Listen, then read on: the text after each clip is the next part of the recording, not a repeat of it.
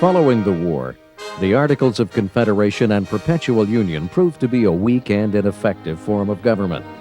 It allowed for only one legislative body, composed of representatives chosen annually by the state legislatures.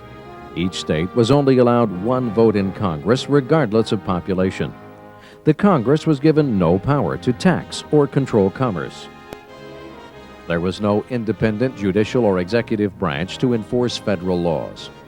All of this was done to prevent the central government from becoming as powerful as the British King and Parliament had been when they governed the colonies. With restrictive powers, Congress could do little to keep the new nation together. Something had to be done to save the Union. Two important American leaders, James Madison of Virginia and Alexander Hamilton of New York, called for a convention to take place in Philadelphia in May of 1787.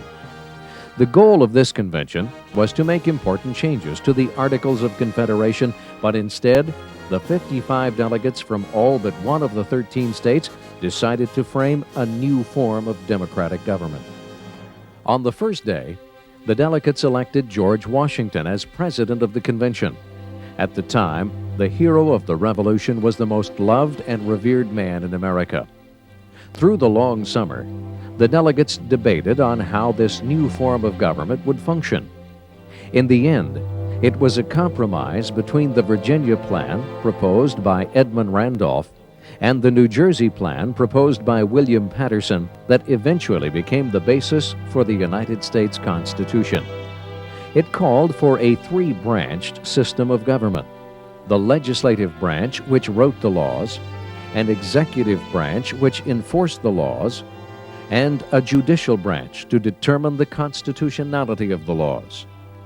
The legislative branch would consist of a House of Representatives where its members would be proportional to the population of each state and elected directly by the people, and a Senate which would contain an equal number of representatives from each state. However, members of the Senate would be chosen by their respective state legislators, not by the people. The executive branch would be headed by a President of the United States. The President would be elected by an electoral college composed of men chosen by the voters of each state. The electoral votes of each state would be equal to the number of its representatives and senators. The candidate with the second highest vote in the electoral college would become vice president. If no one received a majority of the votes, the House of Representatives would choose the president, with each state allowed one vote. The judicial branch would be headed by a Supreme Court with its members appointed for life. The delegates of the Constitutional Convention believed that this form of government would serve the American people well. Its system of checks and balances between the different branches assured the public that this new government would not and could not become as tyrannical as England and its king had been.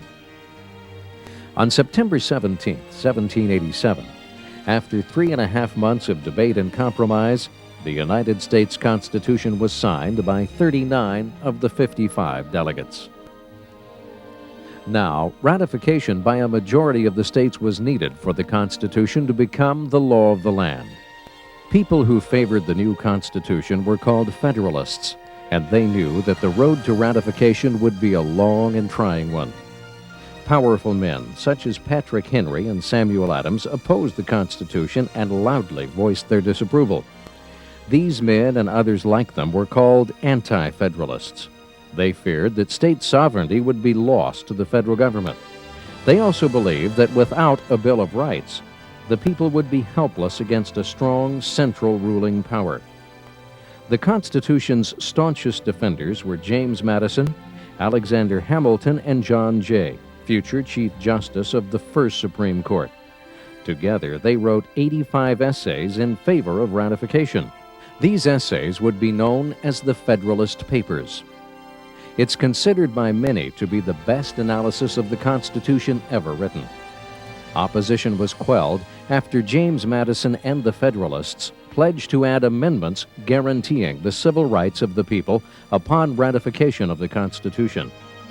By 1788, 11 states had ratified it, more than was necessary for the Constitution to take effect. Rhode Island became the last state to ratify in 1790. With ratification, the United States Constitution became the supreme law of the land, and a new government was born.